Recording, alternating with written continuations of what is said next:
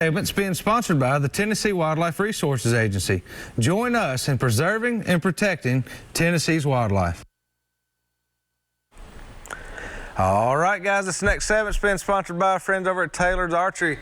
They're at 100 East Lauderdale Street in Tullahoma, Tennessee. Or y'all can give owner Tracy Taylor a call at 931-563-7706. Or if you're going to be down at the Total Archery Challenge in Belvedere, Tennessee this weekend, you can find him down there. He's mostly going to be hanging around at the booth, but he might be out there slinging some arrows too. You'll be able to see him on the course, but be sure to tell him thank you for everything that he does for us here at the show. All right, welcome back. If you guys want to start calling in, you're welcome to call now, 615-737-7767. If you have any questions or comments. And guys, let's just keep talking about the upcoming show here.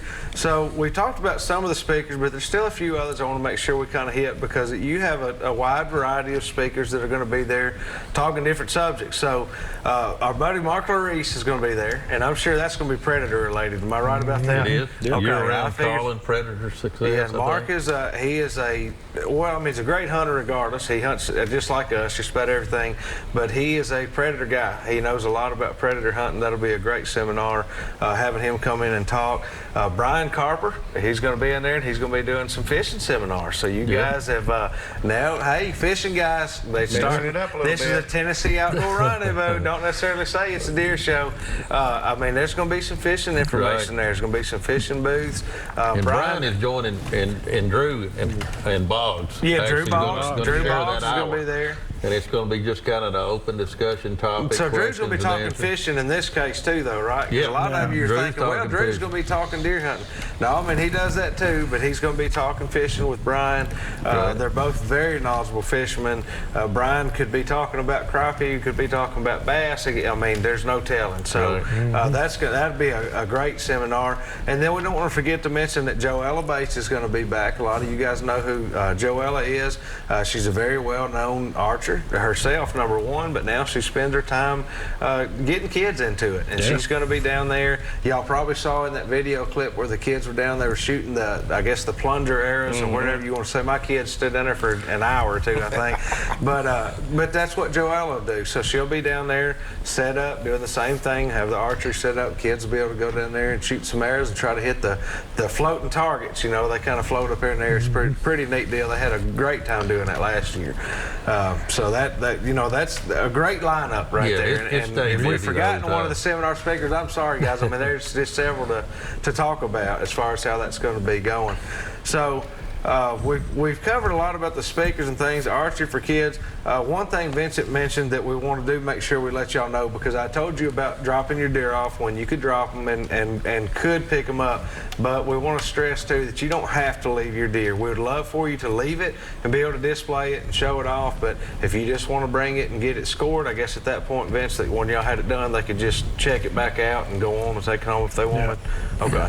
So y'all can do that. It's not stuck there if you don't want it to be. And if they want more information about that, go to our website at tndeerexpo.com. Yeah. And you can download the registration. Go ahead you can look at all the information about the deer scoring process. So that's going to be a neat deal. All right, so we got a few callers coming in here. Let's go ahead and get three. Bobby, how are you doing tonight? I'm doing all right. How y'all doing? Doing great. We appreciate you calling tonight. I don't know where you're catching the big shell crackers on Old Hickory at. Dayton, where are you catching them shell crackers on Hickory? Well, the best way I can tell you. Y'all go ahead and watch this here. Let's see how this goes. Anywhere waves don't really hit. If major boat waves hit a bank or crash up on the bank, that's not where they're at. Find you some log jams or a little rock mixed with a log or two.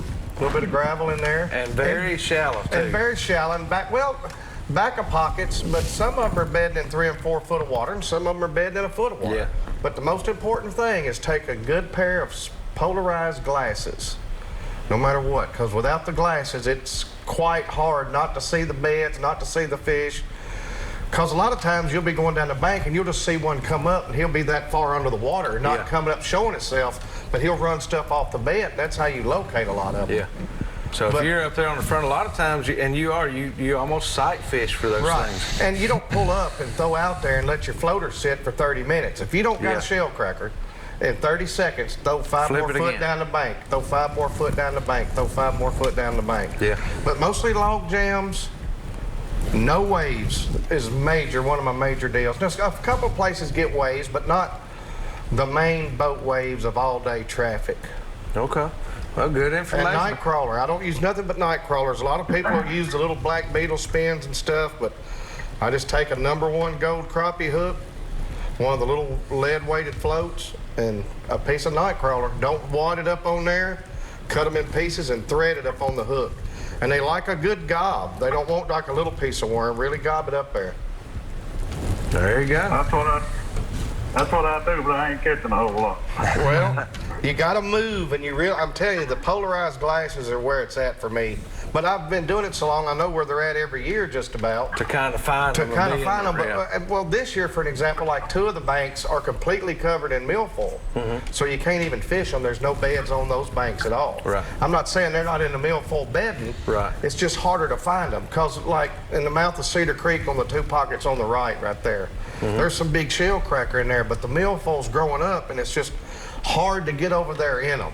Yeah. Because you're not fishing crystal clean water. You're throwing into milfoil patches and floating debris, and you're going to hang up, and you're going to throw in the tree, and But they're there. You don't ever hang up or throw in the tree. Never. No, I don't Bobby Gentry them for nothing like that. Bobby wouldn't ever do that either. Well, thank you so much for calling tonight. Good luck to you out there. Have a good night. Billy, how are you doing tonight? Hey, how you doing, man? Doing great. We appreciate you calling. Hey, yeah, no problem. Hey, how can I join up with you guys? You as far as coming up, meeting up with us, you're saying? Yeah, how can I join up with you all? At the fishing rendezvous. We'll be at the Tennessee Outdoor Rendezvous this coming week. We'll have a booth set up there, and all of us will be there. Our whole team will be there for the most part. Where at now? At the show that we're talking about tonight, the Tennessee Outdoor Rendezvous. It's coming up next weekend, and it's at the Wilson County Fairgrounds, and we will be there all weekend. At what fairgrounds? Wilson County in Lebanon, County in Tennessee. Lebanon. Okay, cool. Yeah, come out there, and you can come out and meet all of us. We'll have our boat out there on display. Some of our own stuff that we sell. We don't do a lot of products like that, but we will have some hats and shirts and things. But stop by and meet us. Come by and by all means, be sure to come by and say hello and meet us. Yeah, I will, man. I will. Absolutely. Do what? I'm sorry, we're just having a hard time hearing you tonight. I'm just having a hard time hearing you. Yeah, I'm out here banging here. I don't got much service. I understand. All right. I understand. Well, look, come and see us at the rendezvous. We'd love to meet you. All right, sir. All right, have a great night. Yeah, you too. Be careful, y'all, and have fun. Thank you. Right, thank you. Thank you. Yeah. Where are we at on 1? Try it. You got 3 and 4. We're back to 3. Steve, how are you doing tonight? I'm doing pretty good. I'm wanting to ask old Dayton about them shell crackers. Oh, here we go. Here we go. Getting him squirming again. Well, I don't, Full moon. what? This it's a full moon. Is this when they'll spawn, or they'll spawn from now on out through May? They're doing their stuff right now as we're all sitting here, and I'm not out there casting. They're doing it right now. They'll be doing it at the moon phase, the full moon phase, and after. But after the full moon phase, it's going to slow down. Like we were talking earlier, it's got warmer quicker this year than it has in the past years. Usually I don't find the shell crackers till May 20th to May 23rd to the 25th. They're already up. They're already up doing it. So this moon phase is just kicking it in. But I mean, I'm telling you, the bluegill and the shell cracker and the bass and everything wide open is right wide now. open. The crappie have slowed down a little bit just because the spawn's over for them pretty much. Yeah. They're going to start easing You back still out. catch them. They're still eating, but you're going to have to find them You're deeper. going to have to find them a little deeper. Yeah. They're going to be moving back out. Same way with your bass. Yeah. But the shell cracker, they're from the dam all the way to second creek. It's just a matter of going in there and finding them. Yeah. And over the years, they come back to a lot of spots. If you know where there's an old stump on a bank that's under a tree, a hanging over tree, or a tree that's not real big tree, just something with some forks on it that's laying. But I'm telling you, the major deal is moving and polarized glasses. There you go. You cannot pull up and throw and sit 30 minutes. If you ain't getting it's them, got to be just like fishing a jig. I You're mean, just flipping that thing in there. when you pull over and that float hits, if you ain't getting a bite or catching them, leave. Yeah. All right. Yeah. Is there any shell crackers on Cordell Hall? Absolutely Yeah. full of monsters. There are. They seem to be bigger there. They are. Actually, the numbers aren't the same as they are on Old Hickory, as my opinion, but they seem to be bigger there. When you do find them on Cordell Hall, you find some big ones. Like the ones Deacon were holding tonight, that's usually the kind of fish you'll find there. And I actually find that same thing. I don't know if you crappie fish Cordell very often, but I catch a lot of crappie on Cordell. But it's not, again, not the numbers you're going to see on some of these other water systems. But if you took the average size of those fish, they would probably be an inch to an inch and a half longer on average size. So not as many there, but more quality, in my opinion, a lot of times when you find them. And double check your fishing regulations, because sometimes it differs on different parts, but you're only allowed 20. Yeah, it's not. Yeah, it's And not an unlimited. double check that. Make sure they hadn't changed it this year, but it's only 20 shell cracker. And the way it is right now, you can do a lot of selective fishing, because they're. If you're going to keep some big as your hand, you might have messed up, because you're going to end up throwing back some big as your, some big ones. Right.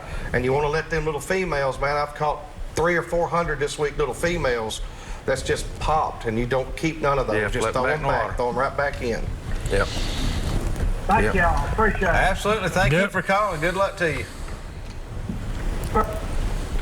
All right, guys, time to go over and do this week's tip of the week. This week's tip of the week being sponsored by none other than the Tennessee Outdoor Rendezvous and Deer Expo. Guys, it's coming up May the 21st and 22nd. Y'all can go to tndeerexpo.com. I think there's still just a couple of spaces available. If you're a vendor and you're looking to get in there last minute, you better give them a call now, because this coming week it's time for it all to happen. Thank you, Wes, Vincent, everything you guys do for us here, and looking forward to another great show. All right, your tip of the week for you guys that are like all of us sitting up here just about, turkey season's wrapping up, but deer season's coming, okay? So it's time right now, get out there, freshen up any of your mineral sites. If you're not in West Tennessee and you're doing minerals, go ahead and do that now. I guess my point is, get out there, get your stuff planted, get your minerals in, get your cameras on, and get out of there. It's time to be doing that right now, getting them set up, because it's not going to be long, is it, guys? Get out there and get ready to go. We're going to take a quick break. We'll be right back with some more Southern Woods and Waters.